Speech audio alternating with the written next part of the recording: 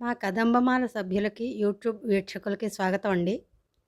ఈరోజు మీతో నేను షేర్ చేయబోయే విషయం ఏమిటంటే, మొన్న ఒకరోజు అంటే సుమారు ఒక 10 రోజుల క్రితం, రేపు వృద్ధాశ్రమంలో భోజనాలు పెట్టించమని డబ్బులు కట్టొచ్చాను అని చెప్పారు మా వారు బయట నుంచొచ్చి. సరే మంచిదే. నేను ఎప్పటినుంచో చెవినీళ్ళు కట్టుకుని పోరుతున్న విషయం ఇప్పటికి కార్యరూపం దాల్చిందన్నమాట అనుకుంటూ హ్యాపీగా ఫీల్ అయ్యాను. వృద్ధాశ్రమం వాళ్ళు మర్నాడు భోజనాలప్పుడు మీకు ఫోన్ చేస్తామండి, వచ్చి చూద్దురు కానీ అని చెప్పారట. నేను మర్నాడు వెళదాం అనుకున్నాను కానీ ఆ రోజు కొంచెం సిక్నెస్ వచ్చి వెళ్ళలేకపోయాను.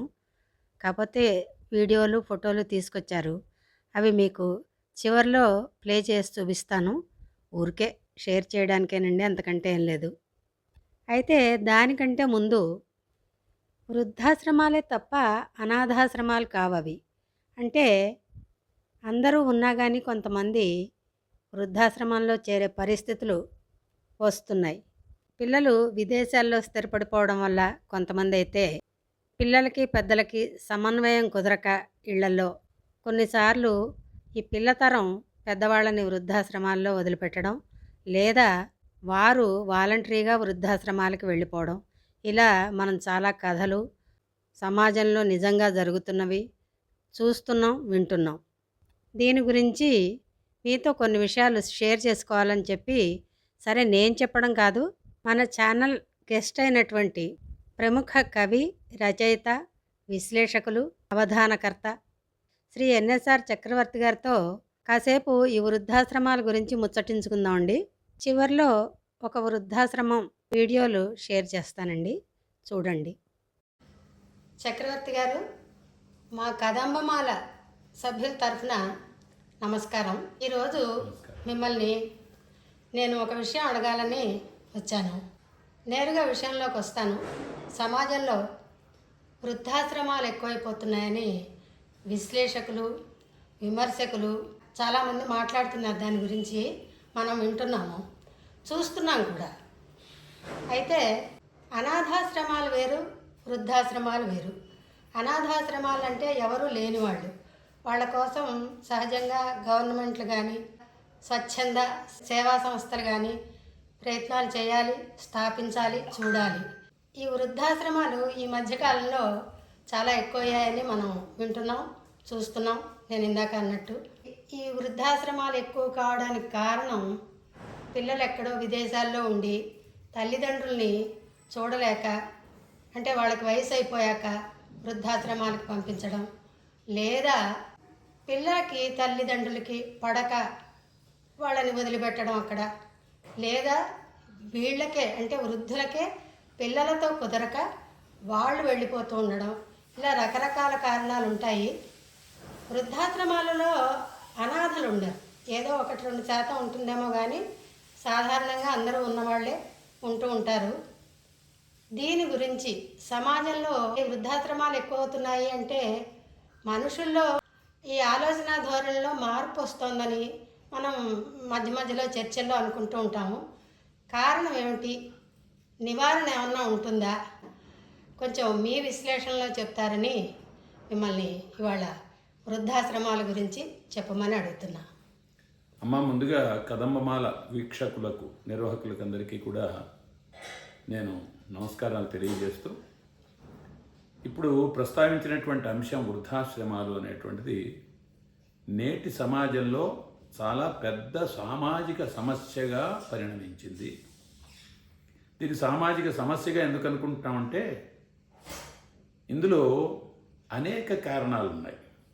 ఆర్థిక స్థితిగతులు ఉన్నాయి, ప్రేమ అనుబంధాలు ఉన్నాయి, కుటుంబాల మధ్య ఉండేటువంటి అంతరాలు ఉన్నాయి. ఇలాగ రకరకాలైనటువంటి కోణాలు దీంట్లో ఇమిడి ఉన్నాయి.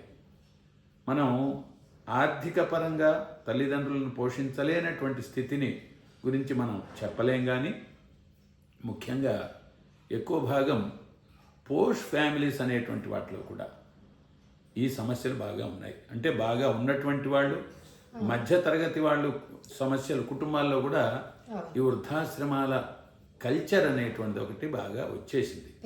ఇప్పుడు అనాథాశ్రమాలకి వృద్ధాశ్రమాలకి ఏమిటి తేడా అంటే, అనాథాశ్రమాలంటే మనందరికీ తెలుసు, అంటే ఎవరు లేక అనాథలుగా ఉండి ఆ ఆశ్రమాల్లో చేర్చడం. కానీ వృద్ధాశ్రమాలు ప్రత్యేకంగా ఏమిటంటే అందరూ ఉండి అనాథలుగా బతకడం. ఈ రెంటికి కీలకమైనటువంటి తేడా ఉంది. తన వాళ్ళందరూ ఉండి చుట్టూ ఉండి అన్నీ ఉండి తాను అనాథగా ఒక ఆశ్రమంలో బతకడం. ఇది ఇటీవల కాలంలో బాగా ఎక్కువగా ఉండేటువంటి పెద్ద సమస్యగా ఉంది ఇది. ఇందులో మనం చెప్పుకోవాల్సింది ఏమిటంటే శిశువు పుడతాడు. ఆ శిశువు పుట్టినటువంటి వాడు సమాజ సేవకై ఎదుగుతాడు. కొంతకాలం అయ్యాక సేవ చేస్తాడు. ఆ తర్వాత వృద్ధాప్యం అనేటువంటి దశ శక్తి ఉడిగిపోతుంది. ఈ శక్తి ఉడిగిపోయిన దశలో అప్పటిదాకా తాను కుటుంబాన్ని పోషించాడు కాబట్టి, లేకపోతే సమాజానికి సేవ అందించాడు కాబట్టి, ఆ శక్తి ఉడిగిపోయినటువంటి దశలో, చేతకాని దశలో కుటుంబం ఆ వృద్ధుల్ని పోషించాల్సినటువంటి బాధ్యత కుటుంబానికి ఉంటుంది. అలాగే తమకు చేసినటువంటి సేవకి ప్రతిగా సమాజం కూడా ఆ వృద్ధుల పట్ల కొంత గౌరవము ఆదరణ చూపి గౌరవంగా చూసుకోవాల్సినటువంటి బాధ్యత సమాజానికి ఉంటుంది. ఎప్పుడైతే తర్వాతి తరాల వారు ఈ బాధ్యతను మర్చిపోతారో, లేకపోతే సమాజం తన బాధ్యతను విస్మరిస్తుందో, అప్పుడు తప్పనిసరిగా ఇలాంటి సమస్యలు వస్తాయి. నేను ఇందాక ప్రస్తావించినట్టుగా అనేకులు పూట గడవనటువంటి వాళ్ళు ఉన్నారు.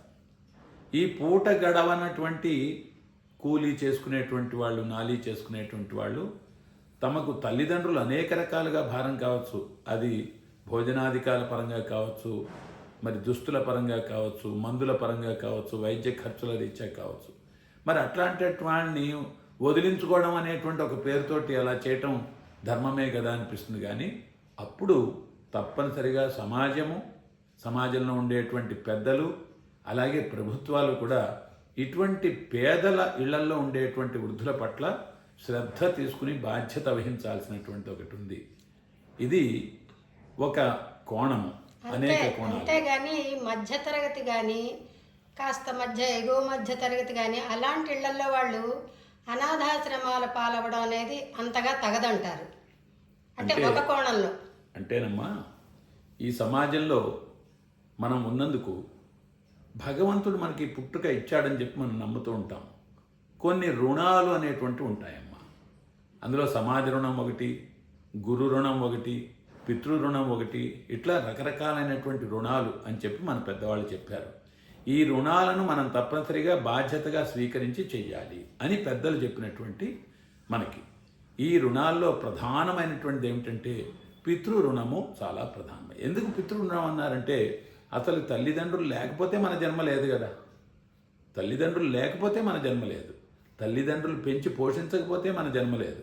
కాబట్టి ఈ ధర్మాన్ని ప్రతి ఒక్కరూ కూడా దృష్టిలో ఉంచుకొని, నిరంతరం గమనంలో ఉంచుకొని, ఈ పితృరుణం అనే దాన్ని తీర్చుకోవడంలో భాగంగా అది ఎలాగో మొక్కుబడిగా కాకుండా బాధ్యతగా ప్రేమతో చేయాల్సినటువంటి విషయం.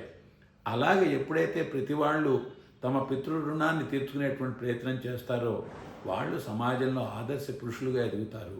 అది మనం చూస్తూ ఉన్నాం అన్నమాట. అది కీలకమైనటువంటి అంశం. అయితే మరి ఇప్పుడు పిల్లలు ఏం చేయాలో అది చెప్పారు, బాగుంది. మరి కొందరు పెద్దలు కూడా పిల్లలతో అడ్జస్ట్ అవ్వలేని తనం, వాళ్ళకి ఒక వయసు వచ్చేటప్పటికి తప్పనిసరిగా ఎవరో కొంత తోడైతే అవసరం. భార్యాభర్తలకైనా, భార్యకి భర్త, భర్తకి భార్య, సరే అది వేరే విషయం. అలాగే ఇద్దరికీ వయసు అయిపోతుంది కాబట్టి వాళ్ళకు ఒక చిన్నకారు వాళ్ళు తోడు అవసరం అవుతుంది. మరి చాలామంది ఇందులో మనం వింటూ ఉంటాం, తల్లిదండ్రులు అంటే పెద్దవాళ్ళే మాలో అడ్జస్ట్ అవ్వలేకపోతున్నారు, అందుకని మేము ఇలా తప్పనిసరి ఇలా పెట్టామనే కథలు కూడా మనం వింటూ ఉంటాం. అది కొంచెం దానికి మరి పెద్దవాళ్ళకి ఏమీ సలహా చెప్తారు మీరు?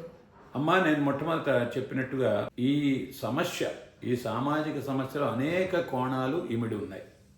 ఇదమిద్ధంగా ఇది ఇందువల్లే జరుగుతుంది, ఇది ఇలాగే జరుగుతుందని చెప్పడానికి ఏమీ లేదు. ఎందుకంటే సమాజము అనుగుణంగా కూడా మారుతూ ఉంటుంది. కాలోస్య హి నిరవధి అంటాడు భవభూతి మహాకవి.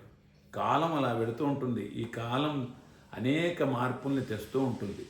అది కుటుంబ పరంగా కానీ, సమాజ పరంగా కానీ, రాజనీతి పరంగా కానీ, రాజ్య పరిపాలన విషయంలో కానీ, కట్టుబాట్ల పరంగా కానీ, ధర్మం పరంగా కానీ. ఎప్పుడైతే ఈ కాలానుగుణంగా జరిగేటువంటి మార్పులకు మనిషి తదనుగుణంగా మారడం, అప్పుడు ఒక ఘర్షణ అనేటువంటి ప్రారంభం అవుతుంది. కాబట్టి సాధారణంగా జరిగేటువంటి మార్పులకు, అది కుటుంబ పరంగా కానీ, సంబంధ బాంధవ్యాల పరంగా కానీ, మరి ఏ పరంగా అయినా సరే, ఉద్యోగ పరంగా కానీ, ఉపాధి రంగంలో కానీ, కాలానుగుణంగా జరిగేటువంటి మార్పులు అంటూ కొన్ని ఉంటాయి. పెద్దలు ఉంటున్నాం కాబట్టి పెద్దలు తప్పనిసరిగా పెద్ద మనసుతో వీటిని అర్థం చేసుకుంటూ పిల్లల కంటే మరింత సమన్వయంతో ఎందుకంటే వీళ్ళకి అనుభవం ఉంది. పిల్లలకి 20 ఏళ్ళు 30 ఏళ్ళు అనుభవం అంటే వీళ్ళకి 50 ఏళ్ళు 60 ఏళ్ళు 70 ఏళ్ళు జీవితానుభవం చాలా ఉంది. ఎన్నెన్నో చూసి ఉంటారు. పిల్లల కంటే తెలియదు. ఒక పెళ్లి చేయటం వాళ్ళకి తెలియదు. అప్పుడు గైడెన్స్గా పెద్దవాళ్ళే చెప్పాల్సి వస్తుంది. ఒక వేడుక, ఒక ఉత్సవం చేయాలి. ఆ వేడుక ఉత్సవం చేయాలంటే పిల్లలకి పెద్ద అవగాహన ఉండదు. అప్పుడు వీళ్ళే గైడ్ చేయాల్సి ఉంటుంది, నడిపించాల్సి ఉంటుంది. ఇట్లాగా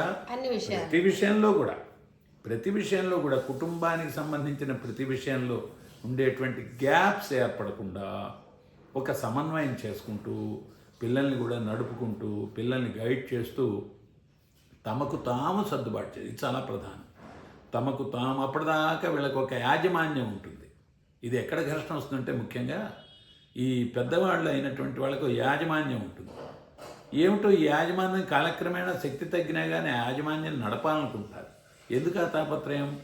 కాబట్టి శక్తి ఉండేటువంటి వాళ్ళు పిల్లలు వచ్చారు కాబట్టి ఎక్కువ భాగం యాజమాన్యం వాళ్ళకి అప్పచెప్పి ఎక్కువ శాతం ఆ యాజమాన్యం వాళ్ళు చేయించుకుంటూ, మనం ఎంతవరకు అవసరమో అంతవరకు యాజమాన్యం చేస్తూ, సలహాలు ఇస్తూ, సూచనలు ఇస్తూ, అవసరమైతే తర్వాత తరాల వాళ్ళని నడపాల్సినటువంటి బాధ్యత కూడా ఈ కాలానుగుణంగా వచ్చేటువంటి మార్పుల్లో భాగం. కాబట్టి పెద్దవాళ్ళు కూడా అన్నీ తెలుసుకుని వర్తిస్తూ, పిల్లలకి మనసుకు తెలుసుకుంటూ, పిల్లలకి ఇబ్బంది లేకుండా, పిల్లలకి భారం కాకుండా తామెంతవరకు తాము అడ్జస్ట్ కాగలం అనేటువంటిది కూడా చూసుకుంటూ నడవడం చాలా ప్రధానమైనటువంటి అంశం.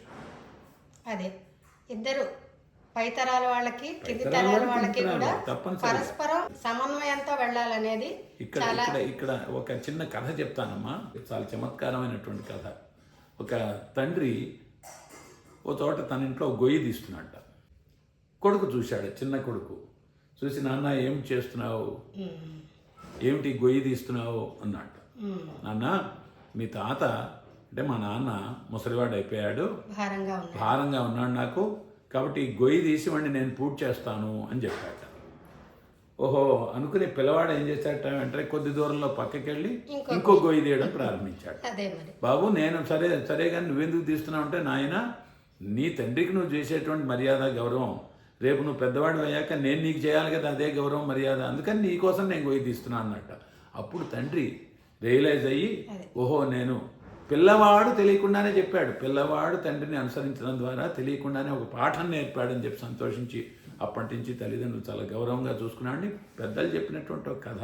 అలా ఉండకూడదు. అందుకని ఇది నువ్వేం చేస్తావో నీ తర్వాత తరాలకి అది అందుతుంది. నీ వారసత్వం అనేటువంటిది కొనసాగుతుంది. అది కుటుంబ పరంగా కానీ, బాంధవ్యాల పరంగా కానీ. నువ్వు సమాజాన్ని లెక్క చేయకపోతే సమాజాన్ని నేను లెక్క చేయదు. ఇది చాలా కీలకమైనటువంటి విషయంగా మనమందరం కూడా గ్రహించుకుని, ఇటు పిల్లలు తల్లిదండ్రులు శక్తి ఉడికిపోయింది కాబట్టి, తమ మీద ఆధారపడ్డారు కాబట్టి తాము తల్లిదండ్రులు బాగా చూసుకోవాలి.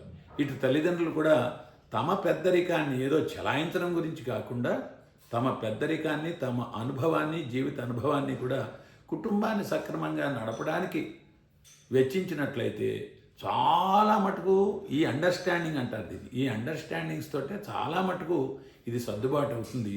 చిన్న చిన్న చిన్న అండర్స్టాండింగ్స్ లోపం వల్ల జరిగేటువంటి సర్దుబాటు అవుతాయి.